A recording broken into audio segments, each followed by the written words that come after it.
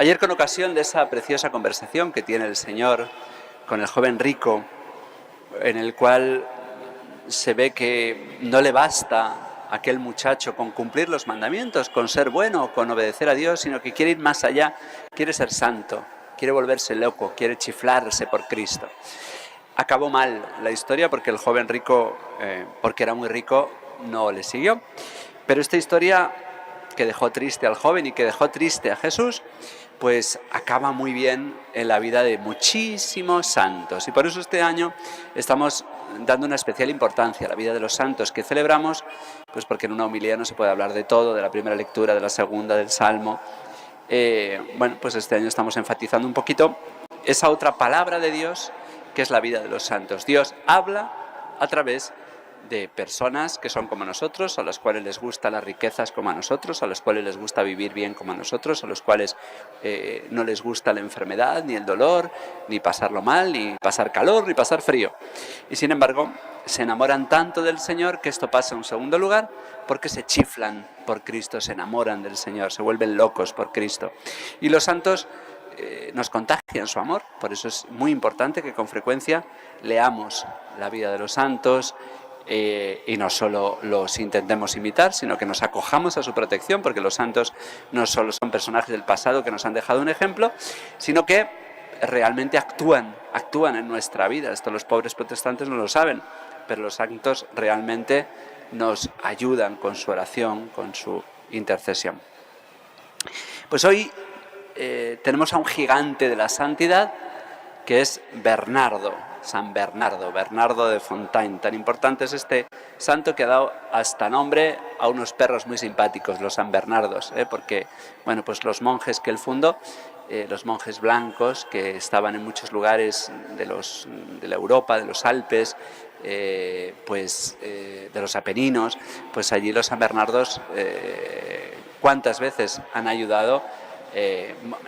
Eran perros que eran de estos monjes, y iban olfateaban y buscaban a las personas que se perdían en la nieve. Siempre llevaban, los vemos con un barrilito de whisky, para que cuando se acerca al pobre hombre que está medio congelado puedan beber el whisky y se puedan calentar. Aquí hay un chiste que dicen que había dos borrachos que estaban perdidos en la nieve, y se acercó un San Bernardo y uno le dijo al otro: mira, ahí viene el mejor amigo del hombre. Y dice: sí, y va colgado de un perro. Bueno, pues San Bernardo es mucho más que estos perros. San Bernardo es del siglo XI, de la Borgoña, del noroeste francés, y era de una familia. Se ha escrito un libro muy bonito de él, hay una trilogía muy bonita de un benedictino que se llama Raymond, que es la historia primero de los tres monjes rebeldes, San Esteban, Jardín, San Alberico y San Roberto de Molesmes, que son los fundadores, los reformadores de la orden benedictina. Estos tres monjes, los tres monjes rebeldes, pocos años antes habían reformado a los benedictinos de San Benito en el monasterio de Citeaux, que es lo que da nombre al Cister, los cistercienses. Después hay un segundo libro que se llama La familia que alcanzó a Cristo, que es precisamente la historia de la vida de San Bernardo, porque son 7 hermanos, más los padres, más primos, tíos, que bueno, pues alcanzaron la santidad. Ahora vamos a hablar de esa familia que alcanzó a Cristo. Y luego viene Incienso quemado, que es una tercera parte de tiempos más modernos de los cistercienses. Bien, pues San Bernardo era el tercero de 7 hermanos. La madre era una mujer muy santa, Alicia, Alet, y a los 40 años muere la madre. Cuando San Bernardo era muy joven, tenía 20 años, y entonces se mundanizó un poco para calmar su tristeza, porque amaba mucho a su madre. Se mundaniza, pero muy pronto se dio cuenta, se convirtió, y entonces decidió llevar una vida al principio muy dura, excesivamente dura, de penitencia.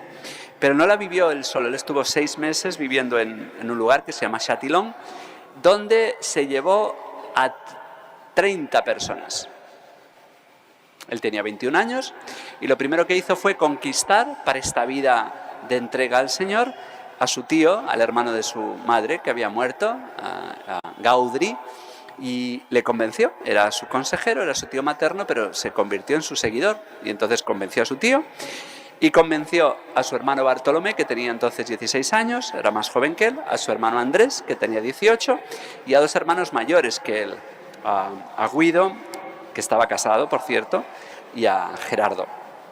Bueno, pues 32 jóvenes se fueron a llevar una vida dura, de penitencia, de vida ascética y luego mística, y se despidieron de su padre, que también era un hombre muy de Dios. Y cuando se estaban despidiendo de su padre, pues estaba por ahí su hermanito Nibardo, que tenía 12 años, y le dijeron: Nibardo, nos vamos, 4 hermanos nos vamos, y con San Bernardo 5, nos vamos 5, no, se iban 4, nos vamos 4, faltaba Umbelina, que es la hermana, otro hermano que se unirá más tarde porque era muy joven, y entonces le dicen a Nibardo: Nibardo, te vamos a dejar el castillo, porque eran muy ricos, eran nobles de Borgoña, te vamos a dejar el castillo. Y Nibardo, con 12 años, protestó y dijo: me parece muy injusto este reparto. Ustedes se llevan el cielo y me dejan a mí la tierra, dijo aquel mocoso de 12 años. Ustedes me dejan el castillo, eso es muy injusto. Ustedes se llevan el cielo y a mí me dejan la tierra. Así que Nibardo, en cuanto sea un poquito más mayor, con el otro hermano Andrés, que también era muy jovencito, le acabaron siguiendo más tarde, cuando ya esté en un lugar precioso que es Claraval, que es donde se va a santificar Bernardo, Clairvaux, Claraval, por eso se llama San Bernardo de Claraval. Y al final su propio padre, Testelín, también le seguirá. Por eso es la familia que alcanzó a Cristo. Faltaba la hermana, Umbelina, que bueno, pues era más vanidosa, le gustaba vestir bien, y un día se fue al monasterio muy bien vestida, muy guapa, muy rica, y le abrió, estaba de portero uno de los hermanos, y le abrió San Bernardo, y no les gustó nada ver a su hermana tan guapa y tan rica y tan hermosa, y la regañaron, y acabó Umbelina también. Son todos beatos o santos, Bueno, pues entonces, ¿a dónde se fueron? Porque estaban viviendo solos, pero necesitaban la guía de alguien. Y entonces se fueron precisamente al lugar que habían fundado los 3 monjes rebeldes. Ya se habían muerto San Esteban Harding y se había muerto San Roberto de Molesnes, y quedaba... se había muerto Alberico y quedaba ahí San Esteban.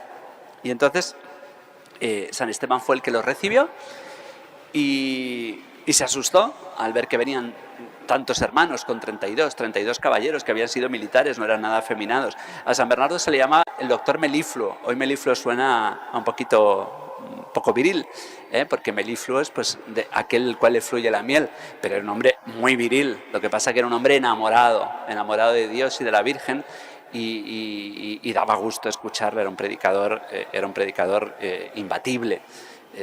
Hablaba también con mucha dureza, supo combatir las herejías de la época, supo predicar la segunda cruzada, que no son nada populares hoy las cruzadas, hoy no se entienden porque no somos capaces de luchar por nada.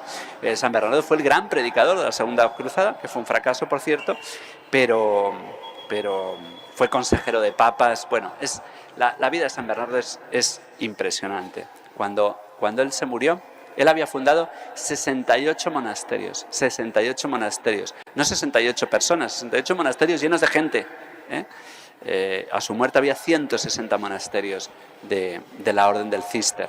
Reformaron toda Europa, así como San Benito al principio con los benedictinos cambió toda Europa, pues ahora tocaba el turno a los cistercienses nacidos en Citeaux.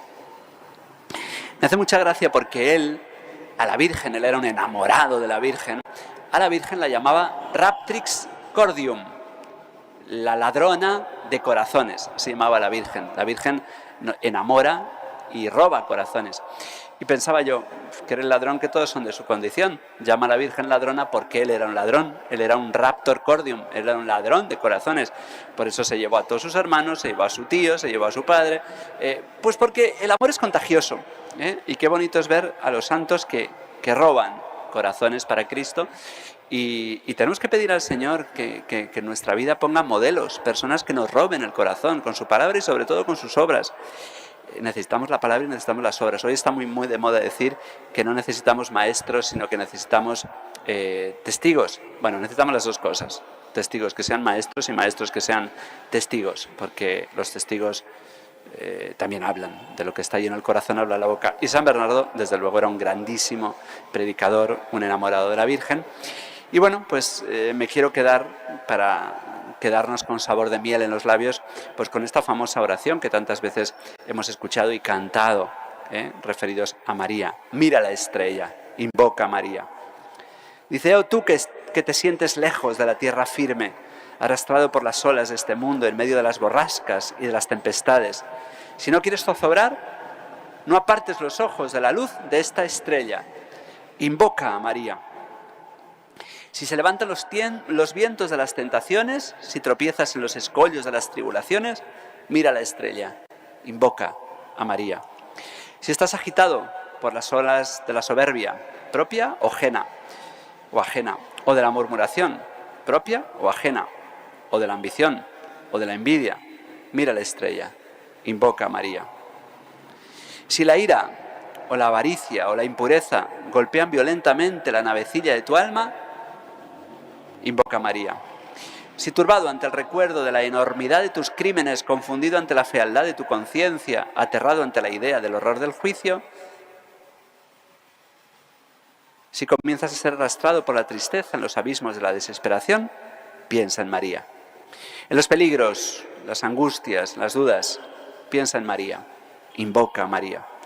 María no se aparte de tu boca, no se aparte de tu corazón. Para conseguir los socorros de su intercesión, no te desvíes de los ejemplos de su virtud. Si la sigues, no te extraviarás. Si la ruegas, no desesperarás. Si en ella piensas, no te perderás. Si te tiende su mano, no caerás. Si te protege, nada tendrás que temer. Si te guía, no te fatigarás. Si te ampara, llegarás felizmente al puerto. Que así sea.